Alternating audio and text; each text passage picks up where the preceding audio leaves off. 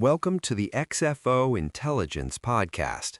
We stand at a moment of profound paradox.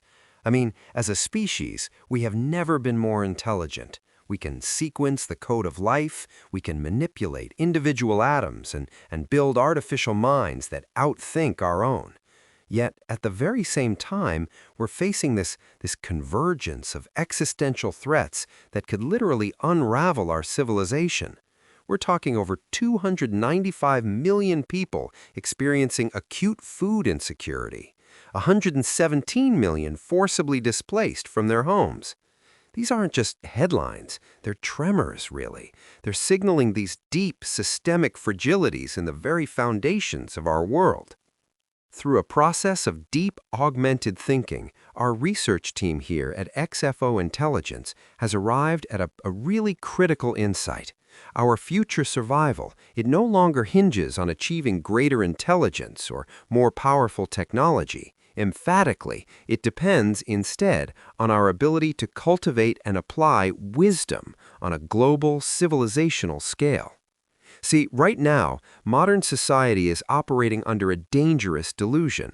It's the belief that intelligence alone can solve our deepest problems. So we pour our resources into AI development, scientific races, technological breakthroughs, all while we neglect the very faculty that should be guiding them.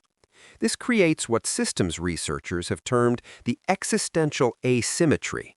Basically, our power to cause destruction is rapidly outpacing our wisdom to exercise restraint. Things like AI, biotechnology, climate engineering, these are all just amplifiers of human intention. Seriously, without wisdom, advancement is simply acceleration towards a cliff. As one analyst grimly observed, and this really stuck with me, we are like children playing with matches in a room filled with dynamite, believing our cleverness with the matches makes us safe.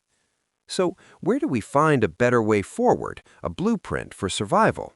Well, the answer, it turns out, has been here all along. A really critical insight. It's in nature. Earth's most enduring life forms, from ancient forests to microbial colonies, they all share this revolutionary design. They use decentralized decision-making, adaptive networks, strategic redundancies, and most importantly, they're masters of balancing multiple objectives at the same time: growth, safety, resource acquisition, and resilience.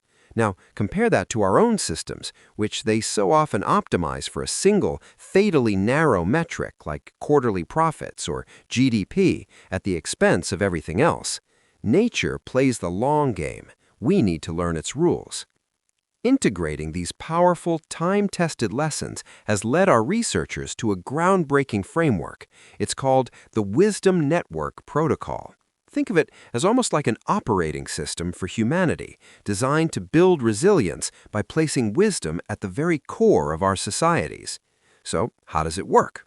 Okay, so it starts with the foundation. First, it focuses on identifying and empowering what are called wisdom bridges. These are the rare individuals in our communities who, they connect fragmented groups, who build trust across ideological divides. So, instead of trying to transform all 8 billion of us at once, the protocol creates these protected channels for wisdom to flow between these otherwise isolated islands of humanity. At the same time, it establishes minimal viable redundancy in our 4 most critical survival domains: food, energy, governance, and wisdom development itself. For our food systems, this means combining local regenerative agriculture with regional distribution networks and emergency preservation systems. For energy, it's distributed renewable microgrids backed up by community storage and even manual override capabilities. Our research shows that just a 35 to 45% investment in this kind of redundancy can dramatically, and I mean dramatically, increase a system's probability of surviving a major crisis. This isn't inefficiency, it's existential insurance. The next layer is about integration and adaptation. The most transformative feature of resilient natural systems is this rhythmic adaptation, this constant, elegant dance between exploring new possibilities and implementing proven solutions. Human systems, by contrast, we tend to get stuck. We become either rigidly brittle or chaotically fragmented. So, the protocol introduces these deliberate cycles of change and stability. This not only makes a society more responsive, but it triggers something our researchers call the trust acceleration effect. When communities cooperate on practical needs, like, say, clean water or a stable food supply, trust begins to build. And it builds not linearly, but exponentially, finally crossing that critical threshold that separates a fragmented society from a cohesive one. But perhaps the most profound element of all this is perspective expansion.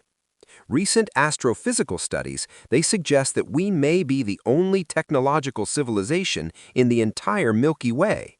And when our awareness expands to grasp this, to see our planet not as some political map of competing tribes, but as a single, fragile outpost of life in a vast, silent cosmos, our internal divisions they start to lose their power. As one participant in a prototype community beautifully put it, when I see Earth as a single fragile blue marble against the infinite blackness, my political disagreements with my neighbors seem less important than our shared survival. The evolutionary path this protocol lays out, it leads towards what we call a wisdom-guided civilization. And this isn't some rigid top-down state. No, it's an ever-evolving process where communities voluntarily join these self-organizing networks because the metrics of mutual benefit and increased resilience are clear and undeniable. It's a civilization that becomes stronger through adversity, anti-fragile. The most encouraging part of this entire framework is that it doesn't require a perfect starting point. We can begin right now with the resources we have. We can transform our education systems from mere information transfer to developing systems thinking and ethical reasoning. We can redesign our institutions for redundancy and for mutual benefit. We can build the social infrastructure to deliberately rebuild trust. Humanity faces a profound choice: continue on our current trajectory of short-term thinking and hyper-optimized fragility, or consciously evolve towards a civilization that builds in backups, that honors mutual flourishing, and that understands its place in the cosmos. We may be living at what future historians will call humanity's wisdom turning point, that moment when our continued existence became a question not of what we could build, but of what we could become. Thank you for joining us on the XFO Intelligence Podcast. If this research resonates with you, please help us spread these ideas by liking, sharing, and subscribing to the XFO Intelligence channel. Your support is truly what allows this work to continue. And now, here's a question we'd like you to think about. The framework suggests our survival depends on cultivating wisdom, but what does that really mean to you in your own life? The ultimate question may not be whether we can develop the technologies to survive, but whether we can cultivate the wisdom to deserve survival.